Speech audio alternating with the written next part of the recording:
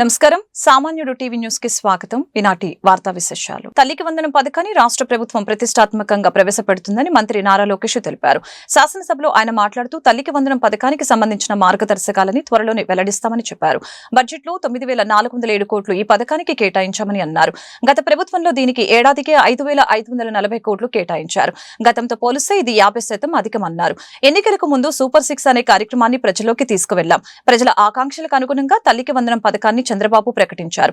మే నెలలో తప్పనిసరిగా ఇంటిలో ఎంతమంది చదువుకునే బిడ్డలుంటే అంతమందికి ఈ పథకాన్ని వర్తింపజేస్తాం అని లోకేష్ తెలిపారు. బాబు సూపర్ 6 మేనిఫెస్టో రూపొందించి ప్రజల్లోకి తీసుకెళ్తాం జరిగింది అధ్యక్ష.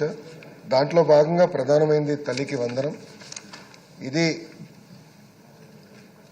తెలుగుదేశం పార్టీ ప్రతిపక్షంలో ఉన్నప్పుడు ప్రజల దగ్గరికి వెళ్ళినప్పుడు కేవలం ఒక్క బిడ్డకే కాదు, ఇంట్లో ఎంతమంది బిడ్డలుంటే అంతమంది బిడ్డలకి ఆర్థిక సాయం చేస్తే బాగుంటుందని ప్రధానంగా కోరటం జరిగింది. అంతేకాకుండా అధ్యక్ష, ఒకసారి మనం చూస్తే భారతదేశంలోనే రీప్లేస్మెంట్ రేట్ కన్నా అతి తక్కువ ఉన్న రాష్ట్రం తమిళనాడు అయితే, దాని తర్వాత ఆంధ్ర రాష్ట్రం అధ్యక్ష. అందుకే పిల్లలకి అనేది ప్రోత్సహించాలి, పిల్లల చదువుకి ఆర్థిక సాయం చేయాలన్న ఆలోచనతో మన ప్రభుత్వం తల్లికి వందన కార్యక్రమం రూపొందించింది అధ్యక్ష. మనం ఒక్కసారి చూస్తే గత ప్రభుత్వం తల్లికి వందనం కింద సుమారుగా సంవత్సరానికి 5,540 కోట్ల రూపాయలు ఖర్చు పెట్టింది అధ్యక్ష సంవత్సరానికి. కానీ ఇప్పుడు మన ప్రభుత్వ అధ్యక్ష దాదాపు 9,407 కోట్ల రూపాయలు డబ్బులు కేటాయిస్తాం జరుగుతుంది అధ్యక్ష. ఇది 50% ఎక్కువ అధ్యక్ష. గత ప్రభుత్వంతో పోల్చితే 50% ఎక్కువ నిధులు మనం కేటాయిస్తాం జరుగుతుంది అధ్యక్ష. చాలా ప్రతిష్టాత్మకంగా తీసుకున్న కార్యక్రమం ఇది. గౌరవ ముఖ్యమంత్రి గారు కూడా చాలా స్పష్టంగా చెప్పారు, మే మాసంలో తప్పనిసరిగా ఇంట్లో ఎంతమంది బిడ్డలుంటే అంతమంది బిడ్డలకి 15,000 రూపాయలు మన ప్రభుత్వం అందిస్తుందని ప్రజలకి చెప్తున్నారు. ఏపీ సీఎం చంద్రబాబుని ఉత్తరాంధ్ర ఉపాధ్యాయ ఎమ్మెల్సీగా విజయం సాధించిన గాదె శ్రీనివాసులు నాయుడు మర్యాదపూర్వకంగా కలిశారు. ఈ సందర్భంగా శ్రీనివాసులు నాయుడిని సీఎం అభినందించారు. ఈ మేరకు సీఎం మాట్లాడారు. ఉపాధ్యాయుల సమస్యల్ని పరిష్కరించడంతో పాటు వారిని గౌరవిస్తామని చెప్పారు. సీఎంకి శ్రీనివాసులు నాయుడు కృతజ్ఞతలు తెలిపారు. సీఎంను కలిసిన వారిలో బీజేపీ నేత మాజీ ఎమ్మెల్సీ మాధవ్, పీఆర్టీయూ రాష్ట్ర అధ్యక్షులు మిట్టా కృష్ణయ్య, ఏపీ ఉపాధ్యాయ సంఘం రాష్ట్ర అధ్యక్షులు బాలాజీ తదితరులు ఉన్నారు. మరి నారా లోకేష్ గారు విద్యాశాఖ మంత్రి గారి సహకారంతో, మరి కేంద్రంలో ఉన్నటువంటి వెంకయ్యనాయుడు గారు పెద్దలు సహకారంతో తప్పనిసరిగా నా ఉపాధ్యాయులకి 20 సంవత్సరాలు బట్టి కూడా పదోన్నతులు లేకుండా స్కూల్ ఎస్టేట్గా ఎస్జిటిగా ఏ కేడర్లో హెచ్ఎంలుగా కేడర్లో స్టాగ్నేట్ అయిపోయారో వాళ్ళకి ఇమీడియట్గా పదోన్నతులు కల్పించి ఆ సర్వీస్ రూల్స్ని అందించే బాధ్యత నేను తీసుకుంటానని, అదేవిధంగా ఇతర సమస్యలు ఏవైతే ఉన్నాయో ప్రతి సమస్య సిపిఎస్ రద్దు కావచ్చు, ఇతర సమస్యలు ఏవైతే ఉన్నాయో అవన్నీ విషయాలు కూడా నేను పరిష్కారం చేసి రుణం తీసుకుంటూ తెలియజేసుకుంటూ తప్పనిసరిగా మీ ప్రీతమ నాయకులు ముఖ్యమంత్రి చంద్రబాబు నాయుడు 2 సార్లు టెలికాన్ఫరెన్స్ తీసుకున్నారు. 2 సార్లు కూడా రెండో ఓటు మా పీఆర్టీ సంఘం మనకు మిత్ర సంఘం గతంలో పనిచేసింది, నాయుడు గారు కూడా పనిచేశారు. సో ఆయనకు కూడా మీరు 2వ ఓటు ఇవ్వండి అని చెప్పి మరి చెప్పడం జరిగింది. మరి అందరూ భాగస్వాములు, అందరూ కూడా సహకరించారు. గెలుపులో ఒకరైనా మనం చెప్పలేము, అందరూ సమిష్టిగా నా గెలుపుకి కారణం. అందరికీ నా ఉదయపూర్వక ధన్యవాదాలు. ఎమ్మెల్సీ అభ్యర్థిగా ఏపీ డిప్యూటీ సీఎం పవన్ కళ్యాణ్ సోదరుడు జనసేన నేత నాగబాబు పేరు ఖరారైంది. ఎమ్మెల్యే కోట అభ్యర్థిగా ఆయన పేరును జనసేన అధినేత పవన్ కళ్యాణ్ ఖరారు చేశారు. నామినేషన్ వేయాలని నాగబాబుకు ఆయన సమాచారం ఇచ్చారు. కొద్ది రోజుల కిందట ఖాళీ అయిన 3 రాజ్యసభ స్థానాలలో 2 టీడీపీ, 1 బీజేపీ తీసుకున్నాయి. రాజ్యసభ అభ్యర్థుల ఎంపిక సమయంలో నాగబాబును మంత్రివర్గంలోకి తీసుకుపోతున్నట్లు టీడీపీ అధ్యక్షులు చంద్రబాబు ప్రకటించారు. పవన్ కళ్యాణ్ కోరిక మేరకు తొలుత ఆయన్ను మంత్రివర్గంలోకి తీసుకోవాలని ముఖ్యమంత్రి చంద్రబాబు భావించారు. ఎమ్మెల్యే కోట ఎమ్మెల్సీ ఎన్నికల్లో ఒక స్థానం ఆయన కోసం కేటాయించారు. తీరా శాసనమండలి ఎన్నికల షెడ్యూల్ వెలువడిన తర్వాత నాగబాబుకి కార్పొరేషన్ చైర్మన్ పదవి ఇవ్వనున్నట్లు ప్రచారం జరిగింది. కానీ ఎమ్మెల్యే కోటాలో ఎమ్మెల్సీ అభ్యర్థిగానే నాగబాబు పేరును తాజాగా ఖరారు చేశారు. ప్రతిపక్ష హోదాపై నిరాధార ఆరోపణలతో వైసీపీ ఎమ్మెల్యే జగన్ తప్పుడు ప్రకటనలు చేస్తున్నారని ఏపీ శాసనసభ స్పీకర్ అయ్యన్న పాత్రుడు వ్యాఖ్యానించారు. బుధవారం సభ ప్రారంభం కాగానే ఆయన మాట్లాడారు. ప్రతిపక్ష హోదాపై వైసీపీ ఎమ్మెల్యే జగన్ హైకోర్టుకి కూడా వెళ్లారు. న్యాయ ప్రక్రియ కొలిక్కి వచ్చే వరకు వేచి చూద్దామనుకున్నా ఇటీవల జగన్ వైసీపీ సభ్యులు చేసిన వ్యాఖ్యలు నా దృష్టికి వచ్చాయి. ఎంతటి వారిపైనైనా అసత్యాలు ప్రచారం చేసే ధోరణితో జగన్ వ్యవహరిస్తున్నారు. వారు చేస్తున్న ఆరోపణలు గందరగోళానికి దారితీస్తున్నాయి. స్పీకర్కు దురుద్దేశాలు ఆపాదించడం సభా నియమాల ఉల్లంఘన కిందకి వస్తుంది. దేవుడు తిరస్కరించిన వరాన్ని పూజారి నుంచి ఆశించడం తప్పు అని అయ్యన్న వ్యాఖ్యానించారు. ప్రతిపక్ష హోదా ఇవ్వాలంటే సరైన సంఖ్యాబలం ఉండాలని చట్టం చెబుతుందని సుదీర్ఘ వివరణ ఇచ్చారు. సభకు దూరంగా ఉంటున్న ఎమ్మెల్యేలు ప్రజలు తమను ఎందుకు గెలిపించారో ఆలోచించాలి. సభకు రాకుంటే తమ నియోజకవర్గ ప్రజల సమస్యలు ఎవరు లేవనెత్తుతారు? ఇవన్నీ గ్రహించి సభకు రావాలని వైసీపీ సభ్యులను కోరుతున్నా అని స్పీకర్ పేర్కొన్నారు. అన్న వాదన సరికాదు. నిజానికి జగన్మోహన్ రెడ్డి వైఎస్ఆర్సీ శాసనసభాపక్ష నాయకుడిగా ఎన్నికైనట్టు 26/6/2024 వరకు మా సచివాలయానికి తెలపలేదు. నెంబర్ 1. అలాంటప్పుడు జూన్ 26 కంటే ముందు, అందున స్పీకర్ ఎన్నిక జరగక ముందు ప్రతిపక్ష నాయకుడి హోదా గురించి నిర్ణయం తీసుకోవడం సాధ్యమా? ఇది ఒకటి గమనించవలసిన అవసరం ఉంది. ప్రతిపక్ష నాయకుడి హోదా ఎవరైనా అర్హులా కాదా అనేది కేవలం రాజ్యాంగ సూత్రాలు, కోర్టు తీర్పులు, చిరకాల సాంప్రదాయాల ఆధారంగా మాత్రమే నిర్ధారించగలరు. ఆంధ్రప్రదేశ్ వేతనాలు, పెన్షన్ చెల్లింపు అనర్హతల తొలగింపు చట్టం 1953లో ప్రతిపక్ష నాయకుడి హోదా ప్రస్తావన ఉంది.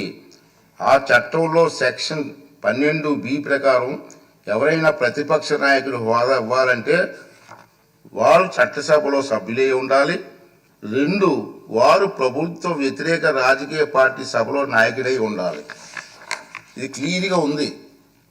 3, ప్రతిపక్షంలో ఉన్న వారి పార్టీకి అత్యధిక సంఖ్యాబలం ఉండాలి. 4, మరీ ముఖ్యంగా ఆ వ్యక్తి సభాపతి ప్రతిపక్ష నాయకుడిగా గుర్తించాలి. ఒకవేళ అత్యధిక సంఖ్యాబలం గల ప్రతిపక్షాలు ఒకటి కన్నా ఎక్కువ ఉంటే పార్టీ హోదాను దృష్టిలో ఉంచుకొని వాటిని ఏదో ఒక పార్టీ నాయకుడిని సభాపతి ప్రతిపక్ష నాయకుడి హోదా కల్పించవచ్చు.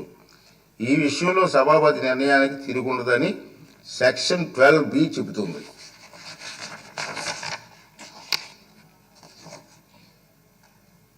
అదే సభ సమావేశంలో కావడానికి అవసరమైన క్వారం కనీసం సమానంగా ఉంటే సభలో మొత్తం సభ్యుల్లో 10ంట ఒక వంతు సంఖ్యాబలం తప్పక కలిగి ఉండాలి. ఈ చరిత్రాత్మక డైరెక్షన్ను పార్లమెంట్లో ఆంధ్రప్రదేశ్ శాసనసభతో సహా అన్ని రాష్ట్రాలు చట్టసభల్లోని పాటిస్తున్నారు. గతంలో ఆంధ్రప్రదేశ్ శాసనసభ స్పీకర్ కూడా ఇలాంటి డైరెక్షన్ నెంబర్ 56 జారీ చేశారు. ఈ డైరెక్షన్కు మూలాలు రాజ్యాంగం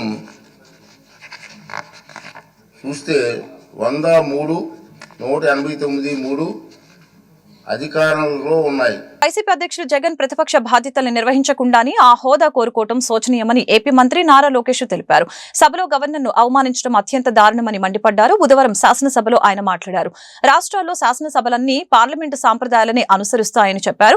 సెక్షన్ 121C ప్రకారం ఏదైనా సభలో సభ్యుల సంఖ్యలో 10వ వంతు ప్రతిపక్షానికి ఉండాలని లోక్ సభలో రూలింగ్ ఉందని లోకేష్ గుర్తు చేశారు. డిప్యూటీ సీఎం పవన్ కళ్యాణ్ కంటే ఎక్కువ భద్రత జగన్ కి కల్పిస్తున్నామని చెప్పారు. తగిన సభ్యులు లేకుండా ప్రతిపక్ష హోదా కోరుకుంటూ దుష్ప్రచారం చేసే సాంప్రదాయం కొనసాగకూడదని చెప్పారు. సేమ్ డైరెక్షన్స్ మనం మనోహర్ గారు స్పీకర్ గా ఉన్నప్పుడు తీసుకున్న అధ్యక్ష ఆ బుక్ లో కూడా చాలా స్పష్టంగా ఎగ్జాక్ట్ మనం కండిషన్స్ ఫర్ రికగ్నిషన్ లో చాలా స్పష్టంగా చెప్తాం జరిగింది అధ్యక్ష. అంతేకాకుండా అధ్యక్ష జగన్మోహన్ రెడ్డి గారు మీరు అన్నట్టు సెలెక్టివ్ మతిమరుపు అనుకుంటా అధ్యక్ష. ఎందుకంటే 13 జూన్ 2019 నాడు ఇక్కడనే కూర్చుంటే ఆయన ఒక మాట మాట్లాడారు చంద్రబాబు నాయుడు గారిని ఉద్దేశించి. ఆ రోజు ఆ వీడియో కూడా బాగా వైరల్ అయింది అధ్యక్ష. గౌరవ సభ్యులు అన్నారు వీడియో కూడా ఒకసారి ప్లే చేయాలని. దాంట్లో చాలా స్పష్టంగా చంద్రబాబు నాయుడు గారికి 23 మంది శాసనసభ్యులు ఉన్నారు. ఒక 5గురిని లాగేస్తే ఆయనకు 18 లేదంటే 17 మందో ఉంటారు. అప్పుడు ఆయనకు ప్రతిపక్ష నాయకుడి స్టేటస్ కూడా ఉండదు అని స్వయంగా జగన్మోహన్ రెడ్డి గారే హౌస్ సాక్షిగా చెప్పారు అధ్యక్ష.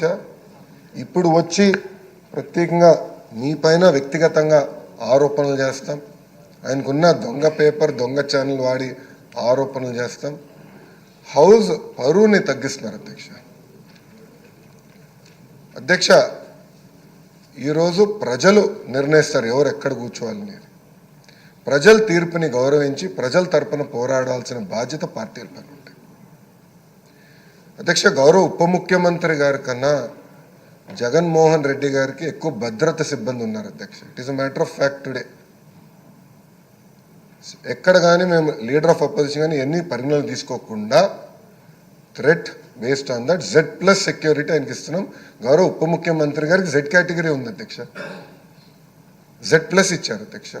అంటే ప్రభుత్వం చాలా క్లారిటీగా వ్యక్తిగత విభేదాలకు వెళ్ళేదేం కాదు. As per requirement we will provide.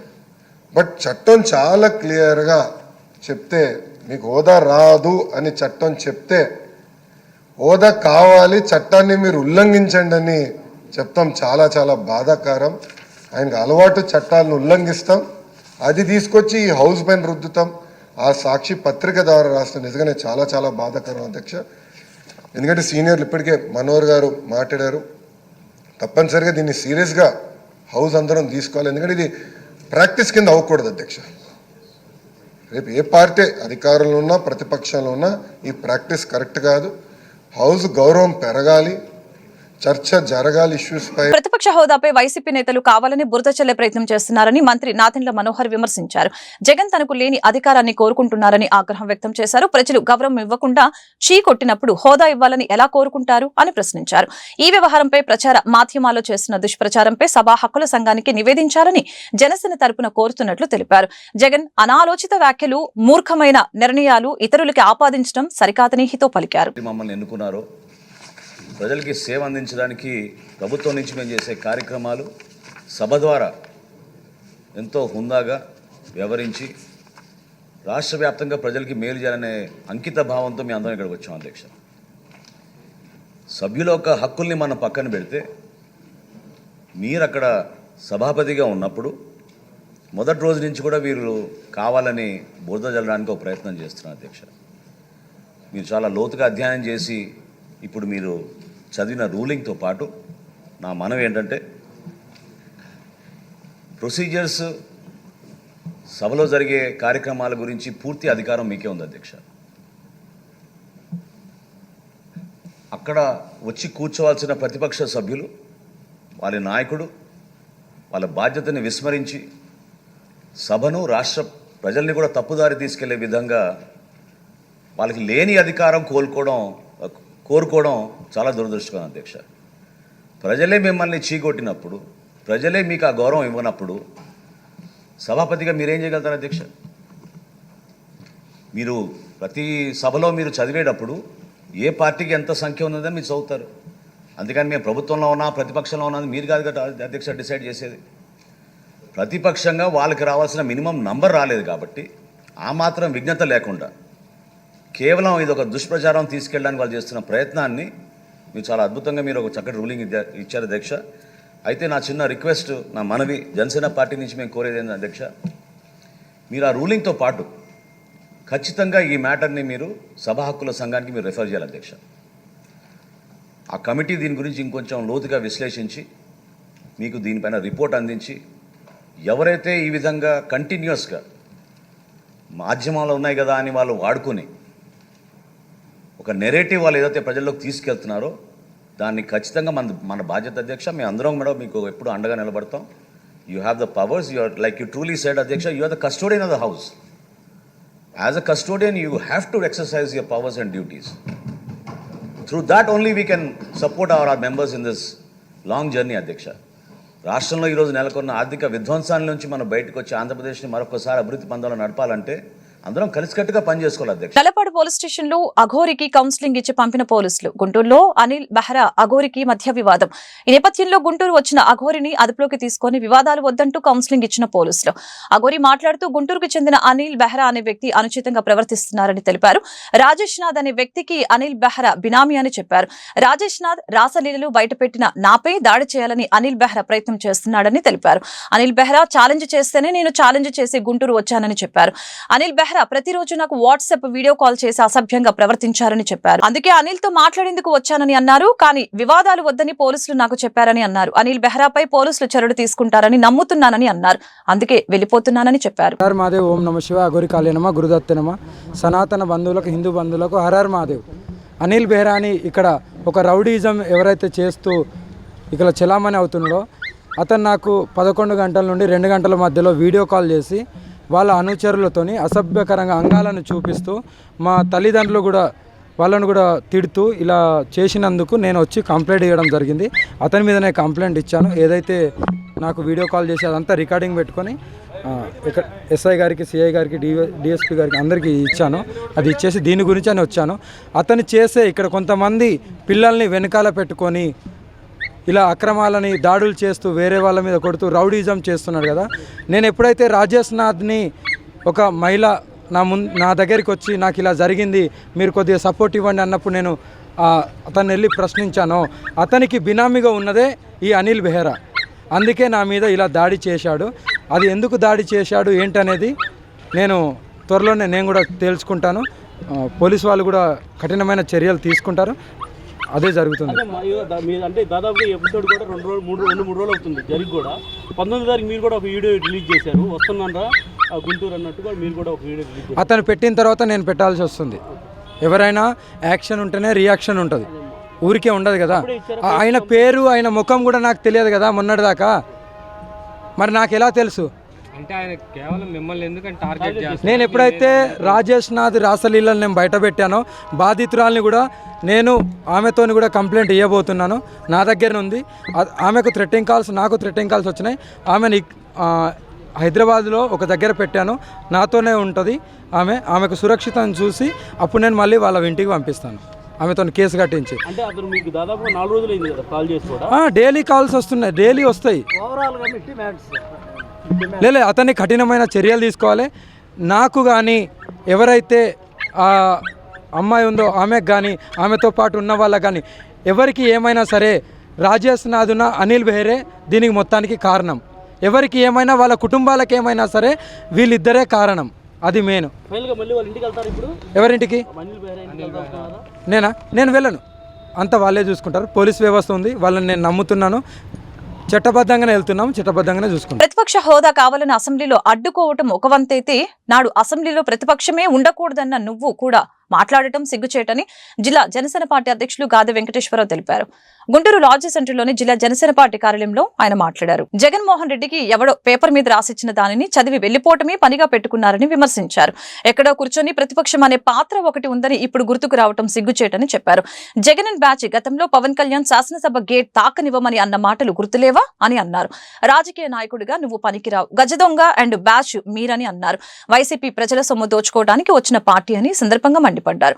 Pawan Kalyan కొన్ని ఆశయాలకు కట్టుబడి పనిచేసే వ్యక్తి అని తెలిపారు. అసెంబ్లీకి వెళ్ళింది లేదు, నీ సభ్యులు ప్రమాణ స్వీకారం చూడలేదు. నిన్న పోయావు, వెళ్ళావు, వచ్చావు, ఏదో చెప్తారు 11 అని 11 నిమిషాలకి వచ్చావు చెప్తున్నారు. మరి ఎంతవరకు వాస్తవం అది? అసలు నువ్వు అసెంబ్లీలో కూర్చుని నువ్వు మాట్లాడితే నేను స్పీకర్ వద్దు, నీ టైం లేదు అని అన్నప్పుడు కదా నువ్వు చెప్పాల్సింది. ఏమీ లేకుండా వెళ్ళిపోయి బెంగళూరులో కాసేపు కూర్చుని, లేదంటే వెళ్ళిపోయి ఇంకోసారి ఎక్కడ కాసేపు కూర్చుని, ఏదో తాడేపల్లి రావడం, ఏదో మాట్లాడదాం కదా ప్రెస్ మీట్ పెట్టేసేసి ఇవాళ గుర్తొచ్చింది ఆ ప్రతిపక్షం అనేది. జగన్మోహన్ రెడ్డి చెప్పాలి, మీరు అవి చెప్పాలి ప్రజలకి. దానికి ఎక్కడా రూలింగ్ లేదు అని మళ్ళీ కూడా చెప్తున్నాడు. ఎక్కడా కూడా రాలేదంట. ప్రజలకు కూడా అర్థం అవ్వాలి కాబట్టి ప్రజలకు తెలుసుకోవడానికి మీడియా ద్వారా నేను కూడా చెప్పదలుచుకున్నాను. ఇప్పుడు 16th లోక్సభలో 2014 ఇప్పుడు 16th లోక్సభ అప్పుడున్నటువంటి పెద్ద పార్టీ కాంగ్రెస్కి ప్రతిపక్ష హోదా లేకపోతే దాని మీద అప్పుడు గవర్నమెంట్ అటార్నీ జనరల్ గారిని ఒపీనియన్ అడిగితే అప్పుడున్నటువంటి దెన్ అటార్నీ జనరల్ పెద్దలు ముకుల్ రోహిత్కి గారు ఒపీనియన్ ఇచ్చాడు. జూలై 23, 2014లో ఆయన ఒపీనియన్ ఇస్తూ క్లియర్గా చెప్పాడు. దాంట్లో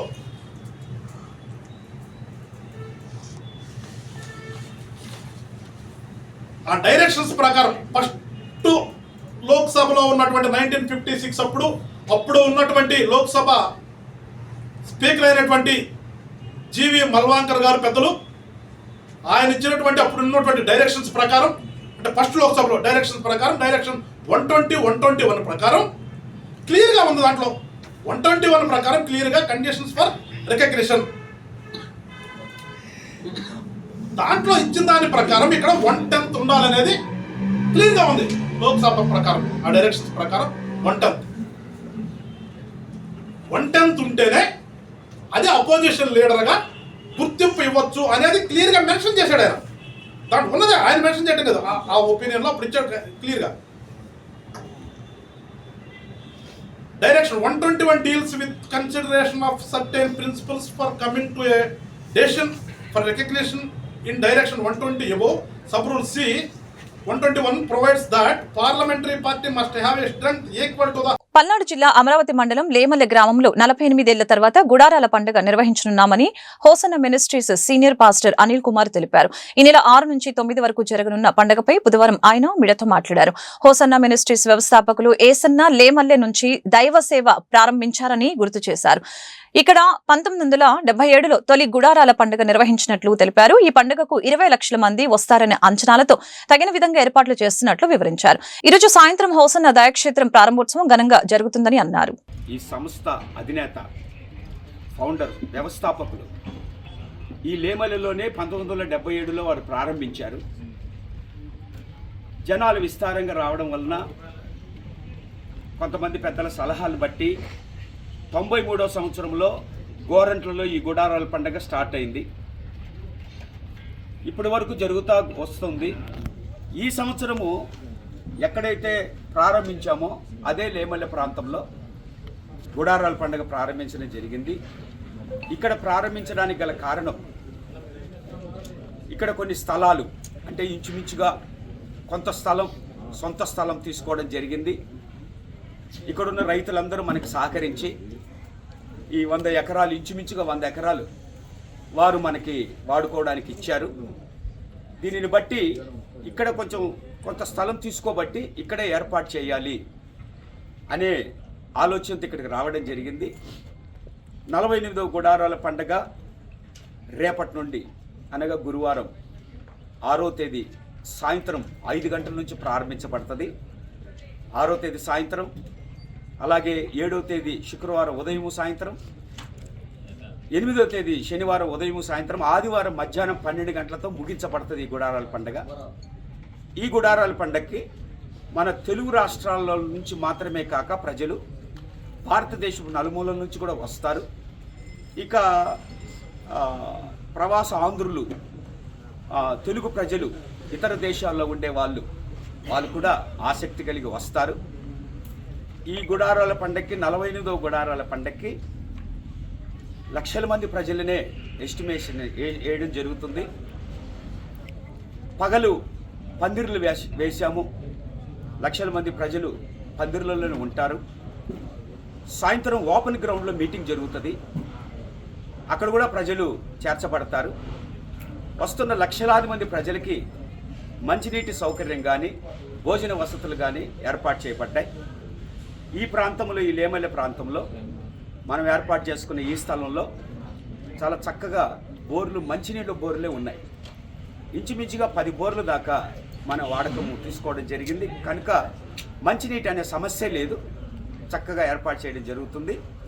వీళ్ళందరికీ భోజనశాల ఒకటి ఏర్పాటు చేసి అందరికీ భోజనాలు కూడా ఏర్పాటు చేయడం జరుగుతుంది.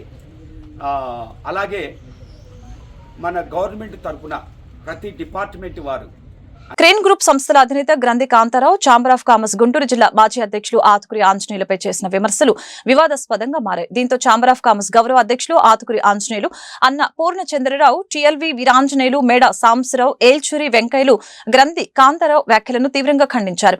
విమర్శ అనేది సహేతుకంగా ఉండాలని చెప్పారు. సందర్భం లేకుండా ఇష్టానుసారంగా మాట్లాడితే గౌరవం అనిపించుకోదని చెప్పారు. ఇప్పటికైనా కాంతారావు తన వ్యాఖ్యలను ఉపసంహరించుకొని ఆతుకురి ఆంజనేయులకి క్షమాపణ చెప్పాలని చెప్పారు. బుధవారం ఛాంబర్ ఆఫ్ కామర్స్ జిల్లా కార్యాలయంలో ఏర్పాటు చేసిన మీడియా సమావేశంలో వారు మాట్లాడారు. గ్రంథి కాంతారావు కుటుంబం ఏనాడు ఎవరికి సహాయం చేయలేదని ఆరోపించారు. కాంతారావు తన సొంత భావని అనేక ఇబ్బందులకి గురి చేశారని గుర్తు చేశారు. కాంతారావు అనే వ్యక్తి ఏనాడు ఛాంబర్కి రాలేదని, వ్యాపారులకి సహాయం చేయలేదని స్పష్టం చేశారు. అబద్దాలు మాట్లాడటం ఆయన నైజమని మండిపడ్డారు. ఇప్పటికైనా మించిపోయిందేం లేదని, కాంతారావు ఆంజనేయులకి క్షమాపణ చెప్పకపోతే ఇక వార్ తప్పదని హెచ్చరించారు. సమావేశంలో ఛాంబర్ ఆఫ్ కామర్స్ అనుబంధ విభాగాల అధ్యక్షులు పాల్గొన్నారు.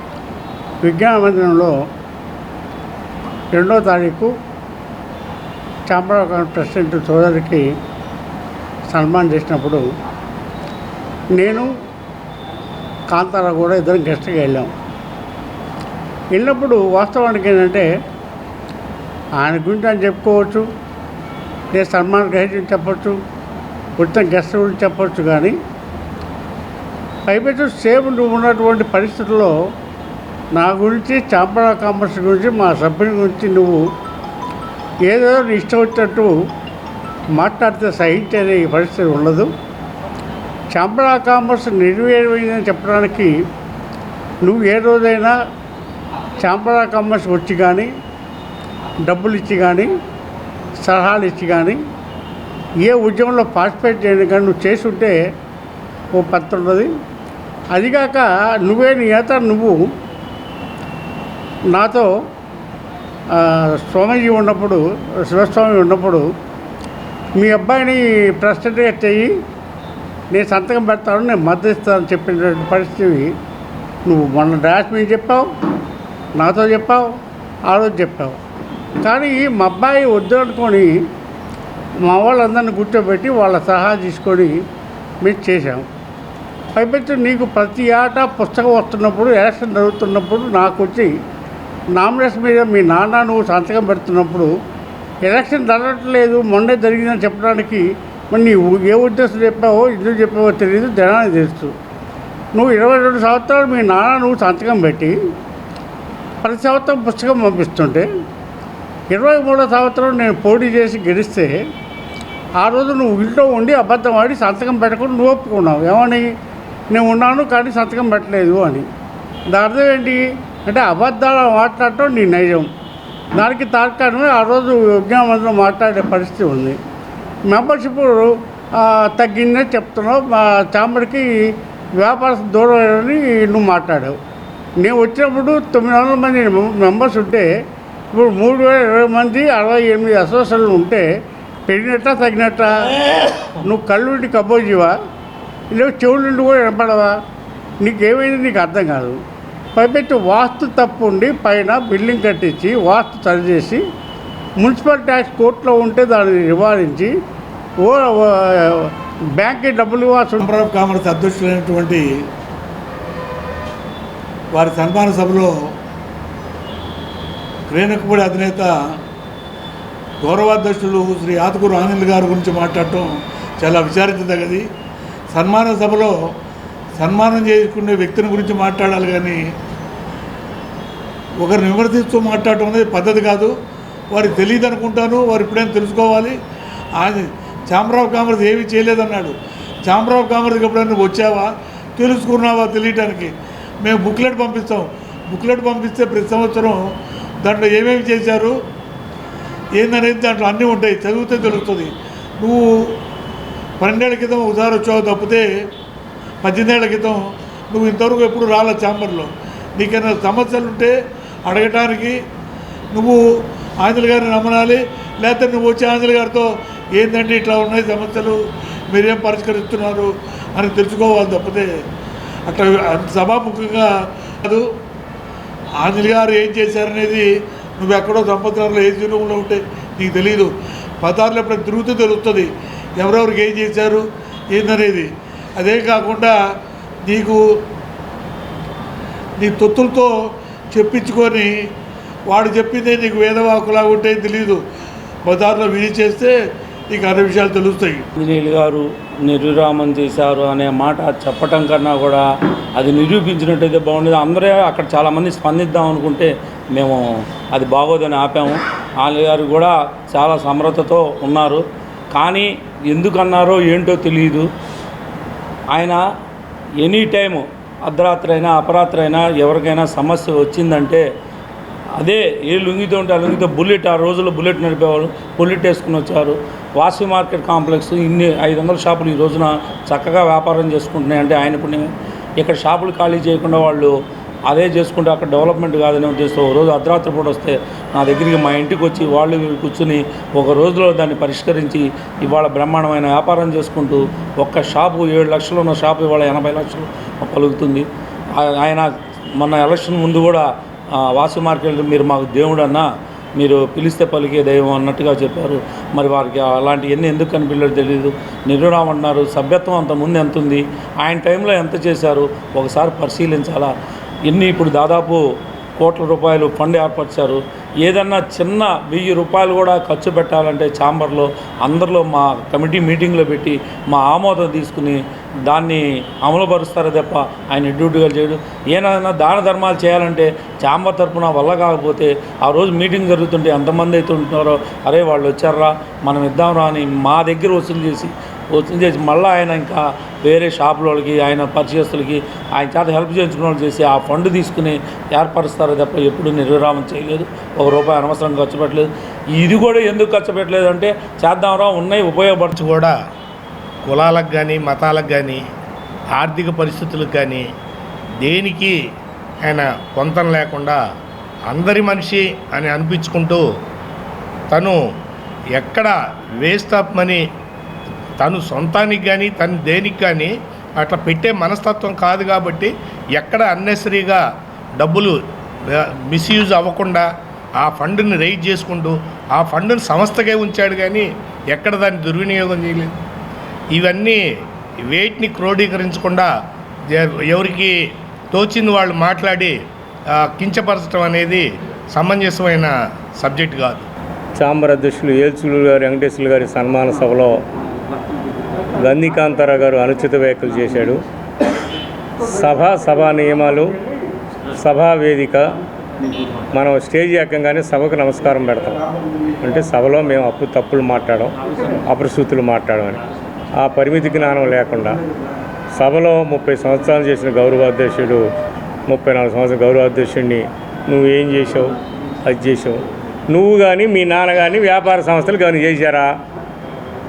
30 సంవత్సరాల నుంచి వ్యాపార సంస్థలు అనేక సమస్యలు ఉన్నాయి. సేల్ ట్యాక్స్ సమస్యలు కానీ, పిఎఫ్ సమస్యలు కానీ, లేబర్ సమస్యలు కానీ, పోలీస్ సమస్యలు కానీ. ఎప్పుడన్నా ఏ వ్యాపారస్తుడి కోసం నువ్వు ఏ ఆఫీస్ కన్నా వెళ్ళావా? ఏ సమస్య తీర్చావు? నీ దగ్గరకు వచ్చినాన్ని విమర్శించడం తప్ప, నీ దగ్గరికి ఎవడో 5,000 10,000 బియ్యం బత్తాకు వస్తే వాడిని విమర్శించడం తప్ప, నువ్వు మీ నాన్న ఎవరు అధికారులు ఉంటే వాడికి దండలేయటం, వాడిని పోవటం, వాడి చేత పోడించుకోవటం, ఇది మీ కార్యక్రమం. నిన్ను అసలు సమావేశానికి పిలవటమే తప్పు అయిపోయింది. ఎప్పుడు ఇటువంటి అపరిస్థితులు మాట్లాడమాక.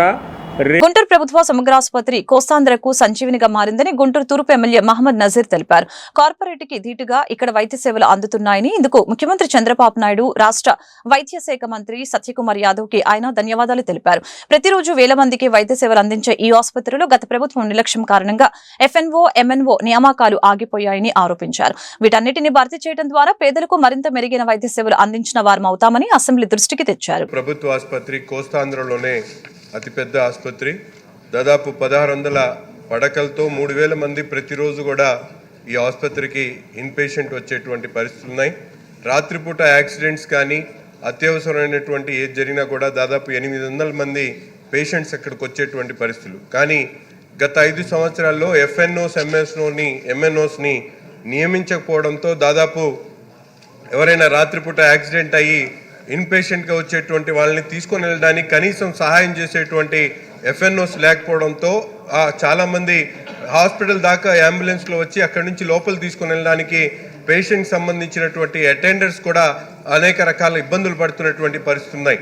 రాత్రిపూట కొంతమంది మొన్న 10 రోజుల క్రితం ఒక మహిళ రాత్రిపూట ఫోన్ చేసి చనిపోయినటువంటి డెడ్ బాడీని బయటికి తీసుకుని వచ్చేటువంటి వాళ్ళు కూడా లేరు అని చెప్పడం చాలా బాధాకరం అధ్యక్ష. అటువంటి పరిస్థితుల్లో దాదాపు 204 మంది అవసరమైనటువంటి FNOsలో ఈరోజు రిటైర్ అయినటువంటి వాళ్ళు కానీ చనిపోయినటువంటి వాళ్ళు కానీ దాదాపు 90 మంది ఉన్నారు. 105 మాత్రమే పనిచేస్తూ ఉన్నారు. అంటే 3000 మంది వచ్చేటువంటి హాస్పిటల్కి కనీసం 200 మంది నుంచి 300 మంది FNOs అవసరం అయితే గత 5 సంవత్సరాల్లో దీని మీద దృష్టి సారించకపోవడం చాలా బాధాకరం. ఇప్పటికైనా ఈరోజు గౌరవ ముఖ్యమంత్రి గారు చాలా దీని మీద వైద్య శాఖ మీద అనేక రకాల ఆలోచనతో ముందుకు సాగుతున్నటువంటి తరుణంలో కోస్తాంధ్రలో అతిపెద్ద ఆసుపత్రికి ఉన్నటువంటి గుంటూరు ప్రభుత్వ ఆసుపత్రిలో వెంటనే FNOs, MNOsని నియామకాన్ని చేపట్టి దానికోసం అవసరమైనటువంటి బడ్జెట్ని విడుదల చేయాలని చెప్పి కూడా ఈ సందర్భంగా గౌరవ వైద్య శాఖ మంత్రి గారు. వార్తలు ఇంతటితో సమాప్తం. మరొక బులెటిన్ మళ్ళీ కలుద్దాం. నమస్కారం.